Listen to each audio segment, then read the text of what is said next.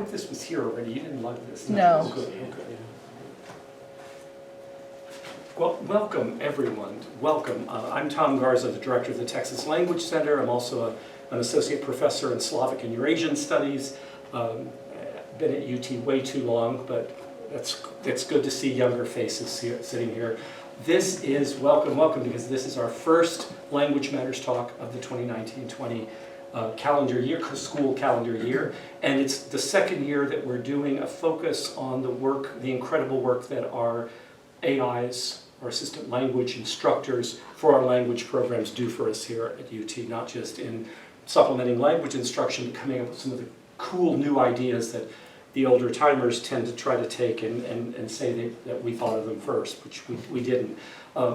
Alex Thomas today comes to us half from the program in comparative literature, where he will very soon be a fully ensconced candidate, PhD candidate, inshallah, and half from the Department of Spanish and Portuguese, where he's been serving as an assistant instructor the last 2 years now, yes?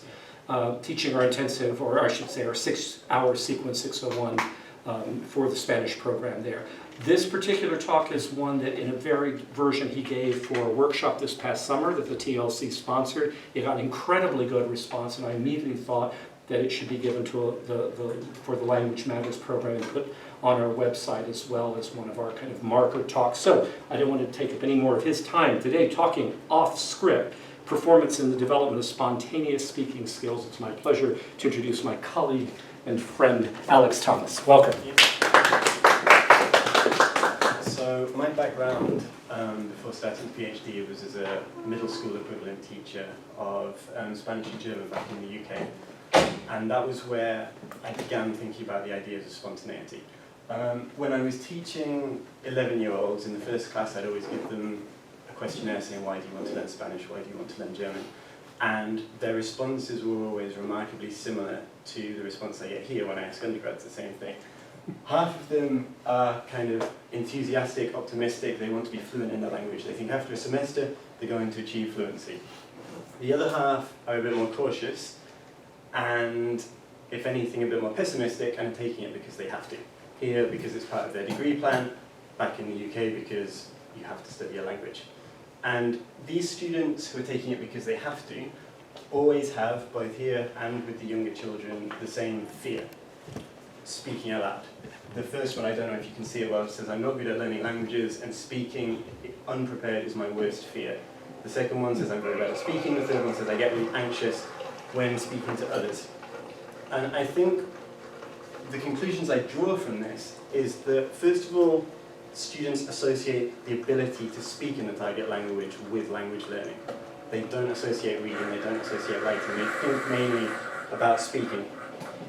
And they believe that when they're speaking a language, they should be speaking unrehearsed, unprepared. They shouldn't be writing scripts and memorizing them. They're going to judge their knowledge by how much they can say without writing anything down. And yet, this is the thing that they're most intimidated to do. It's what they most want, but also what they most fear. And so I started thinking about some ideas of how to increase their spontaneous talk. This also fits in with most theories of language learning, in that the most effective modes of learning are by student to student and student to teacher communication. And generally, obviously, this is going to be orally, occasionally written feedback, but most of the time it's going to be verbal communication. So the students actually know what's good for them, and that's what they want. And yet, in spite of this, in 2008, Ofsted, who are the Office of Standards in Education in England and Wales, said that overall there is insufficient emphasis on helping students to use the language spontaneously for real situations. Consequently, too few students can speak creatively or beyond the topic they are studying by making up their own sentences in an unrehearsed situation. And I think whether it's 2008 or 2019, whether it's the UK or whether it's the USA, this is true. I think in our language teaching we often focus quite a lot on grammar, we focus a lot on correct language use, which always requires some kind of rehearsal, some kind of written preparation. And so what I'm trying to do in my lessons is turn some of the time towards spontaneity. Rachel Hawkes wrote a 2012 dissertation, PhD dissertation, on spontaneous language use. And she defines spontaneity as unscripted interaction in which teachers do not know exactly what language the students will produce. The speaker, student or teacher only has something to say as a result of having heard or understood what has been said to him or her. Talk is therefore both listening and speaking, reception and production. This talk may be learner-initiated or in response to a teacher's question. It may be within an oral talk or part of everyday communication between tasks. However it occurs, it will be produced, not read, improvised, not rehearsed, and it will often have that element of struggle, the effort to communicate when linguistic resources are stretched. And so this means essentially that we're not doing skits with the students, that they're not memorizing, that they're not reading out loud. Instead, they're improvising their language. They're actually communicating for their needs. They're expressing things which are relevant to them, both in the classroom situation and hopefully authentically in their lives as well. Just a clarification, so then when you say skits, you mean scripted? I mean scripted, Nothing short with script. scripted performances which the students prepare, and then even if they perform it without a script, Right. they've planned who's going to say what. So it's something giving them a topic, you know, you're at an airport counter and you find out your flight's been canceled, go. Would that be considered, would that still not be considered spontaneous speech? I mean, I think the main thing is the idea that, where does it say it? It will be a result of having heard and understood what's been said. So the student needs to listen to something, and that's when they know what they have to respond with. So we could have the airport situation if the student was responding to that, but if we're giving the student the airport situation and saying in 10 minutes you're going to have to respond to this, we lose the spontaneity. Thanks, And so I think that the best way to deal with this is performance, because this does a lot of things in order to allow students to be a bit more spontaneous in their talk. First of all, for our more pessimistic students, for our students who are there because they have to be there, it reduces anxiety. They take on different identities, they're not themselves anymore to a certain extent, and so they don't mind performing slightly and risking slightly more, because they're not viewing themselves in the same light. Essentially the same thing, it reduces the shame associated with making mistakes, because they're taking on this identity, it's the new person who's making the mistake, it's not their classroom persona. And because of this, it diffuses tension, it increases enjoyment, and that's just going to want to make the students speak more anyway. It's going to make them want to express themselves because they're enjoying the activity, because it's something they want to continue. And additionally, I think I highlighted in red here that one of the main difficulties of spontaneity is this effort to communicate when linguistic resources are stretched. It's saying things which actually we haven't taught them yet, saying things which they don't know exactly how to say. And body language can help with that. If they're taking on a role, if they're performing, then they can communicate something which maybe they don't have the exact vocabulary for. And I think from our perspective as well as teachers, that is the most challenging aspect, is that we're going to have to let our students say things which are grammatically incorrect, but they're expressing themselves. And I think that that is something which is useful from time to time for us to do, to step back and say, look, say what you need to say, and I'm not going to stop you. I'm not going to give you feedback at the end of the 10-minute conversation. You need to be able to just say what you want to say. And I think the motivation that they get from that, I think that the enjoyment they get from that will be beneficial to their long-term language learning careers. For our more enthusiastic students, the ones that want to be fluent within a semester, I think performance can be really helpful as well. It prioritizes communication and expression over rules. They can let go a bit of the formal aspects of language learning that we've been teaching them and actually concentrate on what they want to learn. It's worry-free, as I mentioned, and it improves their accent and intonation as well. If they're pretending to be a Spaniard, a German, a Mexican, and they're willing to be a bit sillier with their accents, with their voices, then that's only going to improve their language learning, rather than saying everything in their American voice.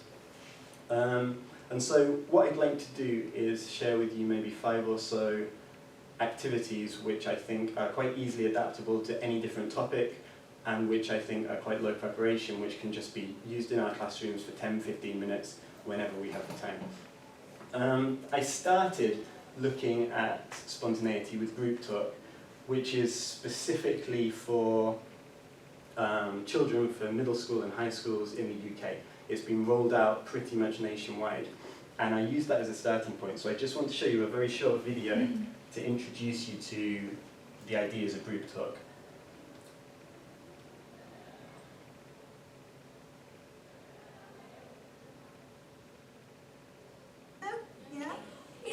group talk, and it focuses on pupils' ability to interact in target language.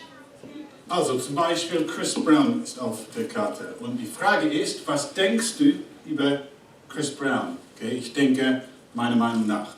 Also in Gruppen werdet ihr besprechen, was auf den Karten steht. Okay? Erste Person beginnt. Zum Beispiel Chris Brown. Andy Sharp sagt, meiner Meinung nach ist Chris Brown ärgerlich. Topics are hotly debated within small groups, and pupils confidently give their opinion on a range of subjects. Alles Kleines. Let's go, c'est super. Non, je suis pas d'accord. Je n'aime pas l'autisme parce que c'est horrible.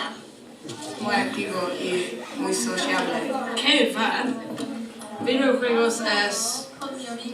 No es sociable o activo, pero es muy divertido. stimmt das alle? Sind Katzen okay? Debates are kicked off using a number of different stimuli, and topics are chosen that are relevant to pupils. Hier ist eine Katze. Danke. Findest du Rauchen, Evelyn? Rauchen ist schrecklich. Ich hasse Rauchen. Was denkst du, Brian? Rauchen ist doof und sehr ungesund. Und Ali, wie Ja, findest du? das stimmt. Das ist sehr schrecklich, Rauchen. Recently we've been doing So, there's some nice English accents there. Slideshow. So the idea is that regularly we integrate into the classroom this group talk, and that students are given language which is then repeated and built on throughout the semester. And so I started in a Spanish class with something like this, just simple statements to allow them to express what might be useful language in a conversation. And they see this so frequently because they see it every class, or every class you do it, that they begin to use it without the sheet because they begin to remember the vocabulary. And then once you've ingrained that in them, you can make it more advanced and bring something else. And I started using stimulus cards like this, so just basic topics, sport, animals, holidays, and students didn't know what they were going to get and had to talk about it using whatever language they had and body language, whatever they wanted. The problem was that using cards like this, using topics like this, which fitted very closely with the school curriculum, was quite boring, and the students got very bored of it very quickly. And that's when I started to look more at the idea of performance. First, of performance of the stimuli, trying to find humorous videos that the students might actually want to talk about. For example. Hola. Hola, ¿qué tal? ¿Cómo te llamas? Nieve, me llamo Nieve. ¿Tú crees que tienes el factor X? Yo confío en mí, creo que sí. Yo vengo a demostrarlo. Aquí estamos nosotros para decir si es sí o no, ¿no? Así que vamos a escucharte. Vale. The nice thing about any of these shows is that they have presentations at the beginning which are always very basic language. And so the students immediately have some confidence because they hear and understand what is your name, my name is. And so immediately I think that brings the students on side as opposed to resisting. Body girls, girl, I can't feel nothing when we're alone. And push it down, low. I'm like one for a good time, good vibes. Looking out, ringing by the room, I feel it.